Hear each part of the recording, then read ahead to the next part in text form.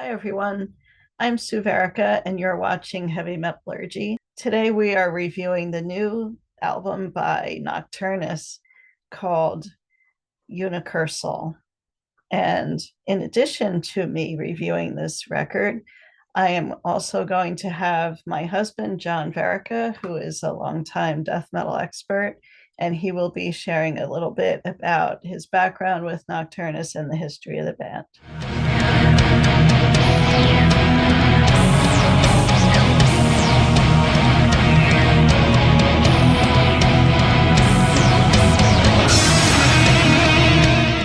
Hey, how's everybody doing? I'm John Verica. You might remember me from my old video zines I did in the 80s, between 88 to 92. I did a death metal video zine between 90 and 92 with Chris Bay called Decaying Visions.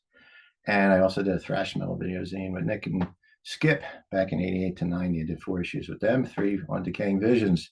And I also wrote for Bad Acid magazine, if anybody remembers that. It was a psychedelic stoner rock magazine out of England, a paper magazine. Anyway, I usually don't like to get involved in these things. I'm not a big camera guy. I was always the guy videotaping. A lot of people saw my videos over the years. I filmed many bands. But I wanted to get involved just because I know Mike Browning personally. I met Mike in 91 during the whole Key event when that came out. And I did it for Decaying Visions. I interviewed him at his house down in Tampa. So I became good friends with Mike. I would stay at his house over the years. And I haven't seen Mike since about 06. But we still stayed in touch and all. Matter of fact, happy birthday to Mike Browning. He turned 60 yesterday. Got a few years on me. So anyway, the history of Nocturnus, and particularly Mike Browning. Mike started out in a band that you may have heard of called Morbid Angel, right? Him and a guy named Trey down in Tampa, Florida, formed Morbid Angel through high school, meeting there with a couple other guys. I'm not going to get on all these different members. I mean, I haven't had to remember this much stuff since graduate school. I went to Rutgers of everything that Mike accomplished. It's pretty incredible. So Mike did Abominations of Desolation, an album that was unfortunately shelved. He was only with the band a couple of years, 84 to 86. That's my personal favorite death metal album of all time. And Mike got kicked out of the band, essentially. And he went on to form a band called Incubus with Gina Marino and a guy named Scarborough. That was incredible. I only did an EP, but I think there was a problem with the 7-inch that they released with the original Incubus band that was down in New Orleans at the time. They eventually moved to Tampa. It's another band I got to know years later. So Incubus was short-lived in 87. And during 87, Mike hooked up with a friend of mine, another one named Vincent Crowley, and the late Richard Bateman, who I also knew, and Gina Marino, and they formed Nocturnus without the AD. Okay, that came later, as everybody knows. So here we are in 1987. He gets Vincent Crowley from Entity, is a band you should look up. They're a great death metal band. And let me think, Richard Bateman used to be in Agent Steel at the time. So Richard moved back to Tampa. And here we go. We got Nocturnus going on. So Nocturnus happens. They put out one demo, self-titled in 87.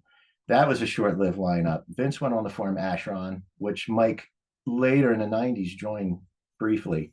Great band. Definitely recommend Ashron. And Richard Bateman went into Nasty Savage, another amazing band. And he did some great albums with them. Excellent stuff, if you're not familiar with Nasty Savage. So that lineup didn't last, as I said. So here we are, and we're getting into 1988. Gino Marino has his cousin join, Mike Davis. A lot of people know Mike Davis from the Key and the Threshold album that later came. So you got Mike Davis, and eventually Louis came on keyboards, and the lineup of the Key came to be evolved in 1988.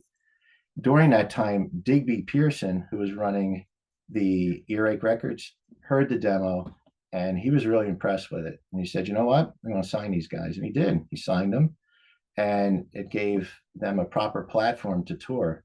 So here's Nocturnus, this band out of Tampa, and they're doing international tours, which was really cool.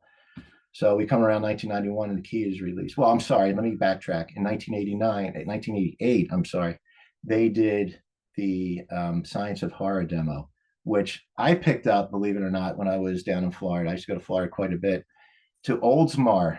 It was a flea market down there, and there was a store called Aces Records.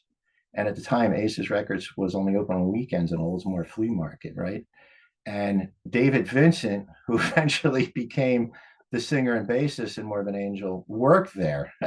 And I bought the that demo from '88 from David Vincent, the Signs of Horror, and a T-shirt I remember I used to have. And I was blown away. I think it's the first time I heard Nocturnus personally.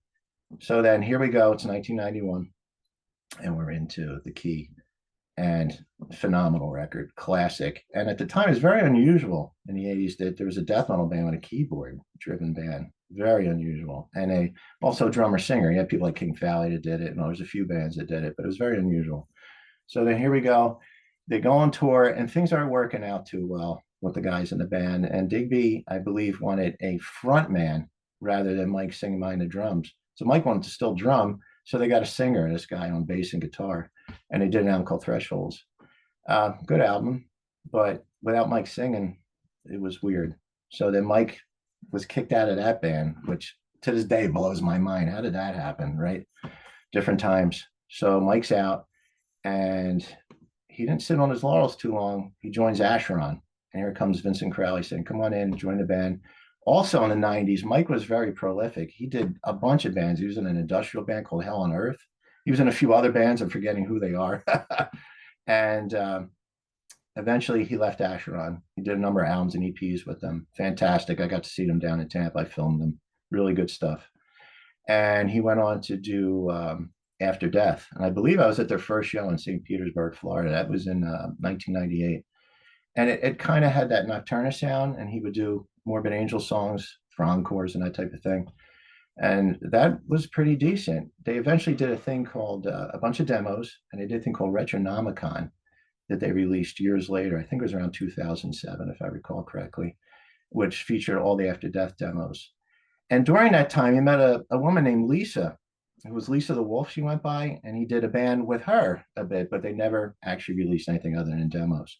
But I think I believe Lisa and the Wolf and the Hawk, something like that. So here's Mike doing all these different things, right? So After Death ran from 1998 to 2013 before it became Nocturnus AD. Going back a few years, Mike also did a band a lot of people might know called Argus. Argus were like a new wave of British heavy metal band, and they were from Tampa from the '80s. It's a really rare EP now they put out. I believe it's an EP. Fantastic stuff if you like the new wave of British heavy metal, which I do. Sue does.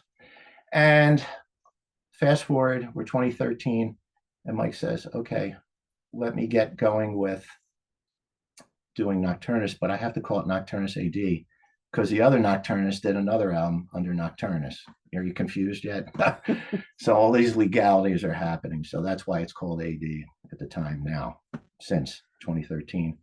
So then Mike does an album in 2019, and that was called Paradox. Excellent. Then we come up to a few more years, and Mike does the Maryland Death Fest. Of course, something major happened in the world, and people couldn't tour or leave their homes. So here we go. That kind of delayed all that with touring. And finally, he puts out this beautiful new album right here. Look at this. Unicursal. Yep, Unicursal. And I'm going to let Sue review this. And hopefully I didn't blow this. So anyway, thank you for listening, and on to the wife. So today we're going to talk about Unicursal, the latest album by Nocturnus AD. And the first thing I had to think about was, what does Unicursal even mean? So I looked it up, and it turns out that it is a hexagram. It's a 6-pointed star that can be drawn with one continuous line. So it seems like a fitting title, since there's a thread running throughout the album about occultism and symbology. So it's a perfect title for an outstanding album. Looking back on the history of the band, the key was, I'd have to say, in my top 5 best favorite death metal albums of all time. It just, when it came out, it stood out so much with the keyboards and just the really catchy songs like Lake of Fire and other amazing tracks on that record. And just like in that album, Unicursal now explores some of those same type of H.P. Lovecraft inspired occult themes, like mystical horror and a little sci-fi in there. And it just is an extension of the vision of Mike Browning. And you just heard a lot about his history. So truly, Nocturnus is a very different band from your incantations, your deicides, your Cannibal Corpse type of bands. And not just because of the keyboards, it's just the overall feel and approach that they have to playing death metal music. It's highly intelligent, highly technical music, played by incredible musicians. And Mike's vocal approach is very different too. You can actually hear he enunciates the lyrics that he's singing, so you can hear what the words are. It's not just like a Cookie Monster death growl. And he has what I would describe as a staccato approach, which may not be everybody's cup of tea, but it really works well for these songs because he's very passionate about the stories he tells and the lyrics. So he wants you to be able to hear what's going on. So what you get with Unicursal is 8 songs plus an instrumental intro and outro. And it has a bonus track at the end on the CD version. So the overall mood is very atmospheric. It sounds like a movie soundtrack for a horror or sci-fi film.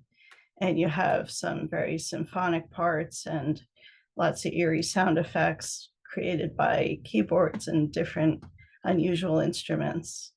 So it's really, it's trippy. It gets you sucked right into it. And it's just amazing from start to finish. So let's take a look at the tracks. So the opening track is simply called Intro. It's 1 minute and 16 seconds, and it's got this huge sound, just these wailing guitars and keyboard flourishes and symphonic drumming. Really just gets you right into the mood. So the first song proper then is The Ascension Throne of Osiris. And there's some of that mystical Egyptian influence there. Ultra technical musicianship throughout with layered vocals and that kind of staccato approach that I mentioned.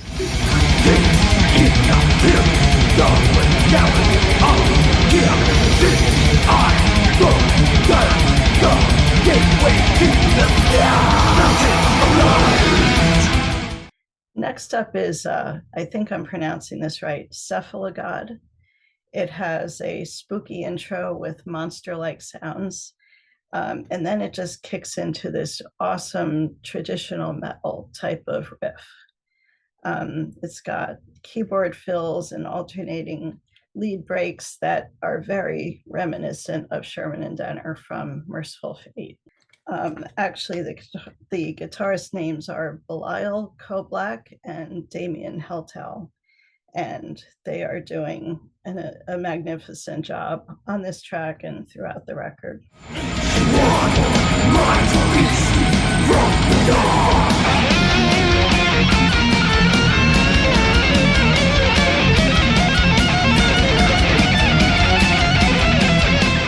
Up next is Mesolithic. It starts with a tribal kind of drum sound, and it's very mystical and ancient sounding. Then around the 2-minute mark, it just kicks in with the guitars, and they have these quick time signature changes. It just keeps everything moving and interesting.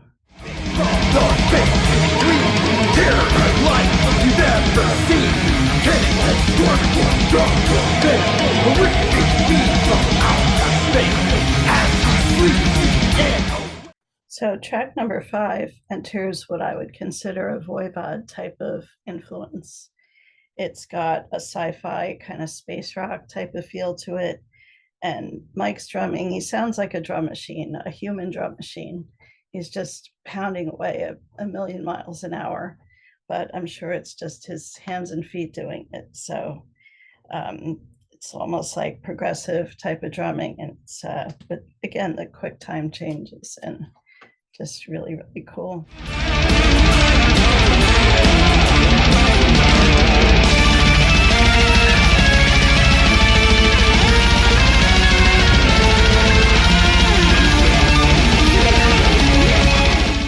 from a little quick exchange with Mike, we found out that the last four tracks have a bit of a concept to them. So we've got this character called Dr. Magus, and he is sent on a mission to a huge tree of life in space where he has to go to the 11 spheres or gates of the tree and conquer each sphere and collect a sigil from each sphere once he conquers it. So on Unicursal, he conquers the first four spheres, but it will be continued on the next album. So get ready for part two. And once again, those four tracks, which are Mission Malhuth, Yesod, The Dark Side of the Moon, Hod, The Stellar Light, and Netzach, The Fire of Victory. Just full out wailing guitar, thundering drums, head banging parts. What can I say? You're going to love it. Then we end on the outro, which is an instrumental to close off that part of the album. And our version, at least, has a bonus track, which is called Nocturnus Will Rise. And rise it has, I gotta say. This track's an instant classic. It's got more aggressive, growlier vocals and a heavy bottom end that really finishes the album in perfect fashion. And I'm sure 100% that it's going to end up on a lot of top 5 and top 10 lists at the end of 2024. So enjoy, once again, Nocturnus AD, Unicursal. It's available through mail order, so take a look for it. And thanks for watching, and we'll see you soon. Bye-bye.